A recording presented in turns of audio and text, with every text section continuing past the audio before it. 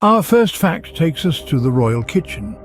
Ever heard of a cook's assistant meeting a fiery end during the French Revolution? Picture this. A young cook's assistant, a mere bystander in the grand scheme of the revolution, finds himself in the midst of a mob. He attempts to defend the Queen, a bold move that seals his unfortunate fate.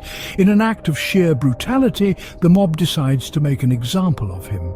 He is fried in butter, a chilling mockery of his profession, and then, as if that weren't enough, he is burned alive. This horrifying event served as a stark reminder of the mob's ruthless power and their disdain for the monarchy and anyone associated with it.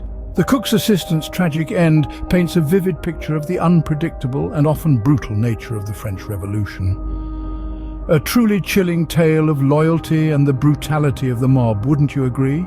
Now let's turn our attention to the aftermath of Louis XVI's execution. In a macabre twist of entrepreneurial spirit, people took to dipping their handkerchiefs in the fallen king's blood. These bloody tokens were then sold as souvenirs, a grim keepsake of the revolution, but it didn't stop there. Locks of Louis XVI's hair were also hawked to the highest bidders, another eerie memento of the once mighty monarch. The fascination with these relics didn't fade with time. Fast forward 200 years and one of these blood-soaked handkerchiefs was discovered concealed within a dried squash of all places. The relic had survived the passage of time, a silent testament to the turbulent history of France. Incredible to think how people sought to preserve such grim mementos, isn't it? Next, we delve into the final moments of Marie Antoinette. Picture this: the former Queen of France, standing on the scaffold, facing the guillotine that would end her life. As she moves to the device, she accidentally steps on the executioner's foot. In a moment that humanizes this larger-than-life figure, she utters her last words, "Pardon me, monsieur." Can you imagine? In the face of her impending demise, Marie Antoinette was still mindful of her manners. This was no grand statement, no defiant proclamation to the masses, but a simple apology to the man whose job it was to end her life. It's these small, unexpected details that truly bring history to life, don't they? A queen's final act of politeness before meeting her end, an unforgettable scene from history. Have you ever wondered about the fate of the Bastille during the French Revolution? Let's delve into this fascinating chapter of history. The Bastille, once a symbol of royal power, became the epicenter of revolutionary fervor. But here's the catch.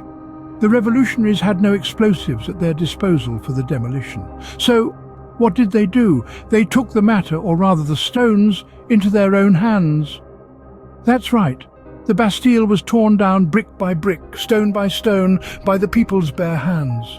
Imagine the scene: thousands of men, women, even children, fueled by the fire of revolution, working tirelessly day and night.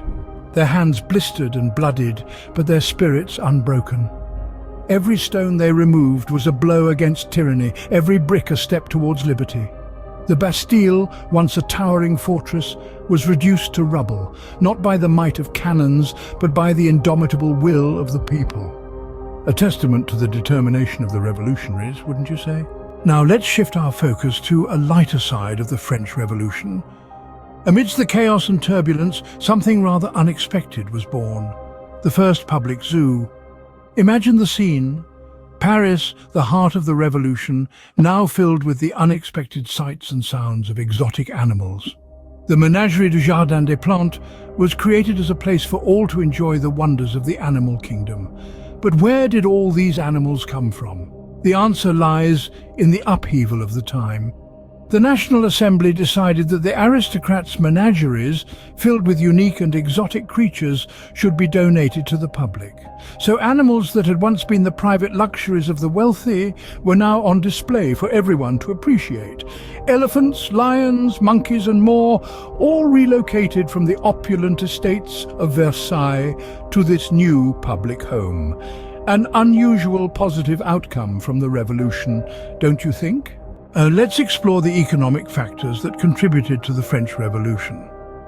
France was teetering on the brink of bankruptcy. They had been financially drained by the 7 Years' War and their generous aid to the Americans during their Revolutionary War. The French coffers were nearly empty, and this brought about serious economic strain. This financial crisis created a rift between the economic classes in France. The common people were bearing the brunt of these economic hardships. The cost of bread, a staple of the French diet, skyrocketed, leaving many families hungry and desperate. Meanwhile, the upper classes, including the clergy and the nobility, continued to live in relative luxury, exacerbating the resentment among the lower classes. This economic turmoil and class tension were some of the key factors that led to the French Revolution. It's a clear reminder of how economic tensions can ignite societal unrest. Next, we delve into the bloodiest chapter of the French Revolution. This period, known for its gruesome nature, was aptly named the Reign of Terror. The man who ignited this reign was none other than Maximilien Robespierre, a bourgeois lawyer. Robespierre, with his fiery speeches and radical ideas, managed to spark a wave of fear and paranoia that swept across France. Those who were deemed enemies of the revolution were mercilessly sent to the guillotine, their lives snuffed out in the name of liberty. In the short span of a year, from 1793 to 1794, the Reign of Terror was responsible for an astonishing 16,694 death sentences. Each one was a life cut short, a story prematurely ended, a testament to the ferocity of the French Revolution. This horrifying period serves as a chilling reminder of the dark side of revolutions, where the pursuit of freedom can sometimes lead to a reign of terror.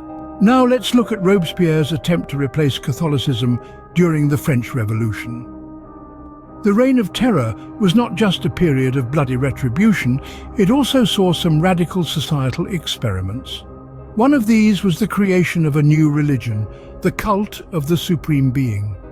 Spearheaded by none other than Maximilien Robespierre, this cult was intended to replace Catholicism and transform the religious landscape of France. Robespierre envisioned a society where virtue was the highest form of worship, and he himself was seen as the head of this new religious order.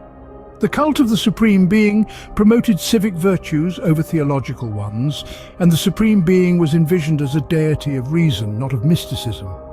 This radical attempt to upend the religious order was representative of the era's larger efforts to reshape society from the ground up. A fascinating glimpse into the radical changes that can occur during times of societal upheaval. Did you know that the French Revolution inspired one of Charles Dickens's famous novels? The power of this pivotal point in history was such that it stirred the imagination of one of the greatest writers of the Victorian era. Charles Dickens penned A Tale of Two Cities, a novel set against the tumultuous backdrop of the French Revolution. The book brilliantly captures the social and political upheaval of the period, painting vivid images of the desperation and resilience of the people. Dickens weaves a narrative that underscores the stark contrast between the opulence of the aristocracy and the grinding poverty of the commoners, a disparity that fueled the revolution. The novel's profound descriptions of the causes and effects of the French Revolution serve as a stark reminder of the power of the people when pushed to the brink. Truly, history and literature are often intertwined. Finally, we explore one of the most horrific events of the French Revolution, the September massacres of 1792. This was a time of great political turmoil and fear, a time when the revolutionaries were convinced that foreign and royalist armies would attack them. In their paranoia, they turned to violence. Over the course of 5 dreadful days, mobs of revolutionaries roamed the streets of Paris, storming the city's prisons. They slaughtered over 1,200 people, many of whom were simply suspected of counter-revolutionary activities. Men, women, and even children were not spared in this brutal frenzy. These massacres were not just an outburst of anger or fear, but a calculated act of political terror. The revolutionaries were sending out a clear message to anyone who dared to oppose them. Opposition would be met with death, a sobering reminder of the human cost of revolutions. That brings us to the end of our journey through some lesser-known facts about the French Revolution. We've traversed through a labyrinth of intriguing tales and facts, from the cook's assistant who met a fiery end, the unusual souvenirs of Louis XVI, to Marie Antoinette's polite last words. We've discovered the manual demolition of the Bastille and the birth of the first public zoo. We've examined the economic strains that precipitated the revolution and the bloody reign of terror. We've delved into the intriguing cult of the supreme being and the literary masterpiece, A Tale of Two Cities. Finally, we've faced the horrific September massacres. It's been an enlightening exploration, offering us a glimpse into the complexities and paradoxes of this pivotal period in history. Don't forget to like, share, and subscribe for more historical facts. Until next time, goodbye and take care.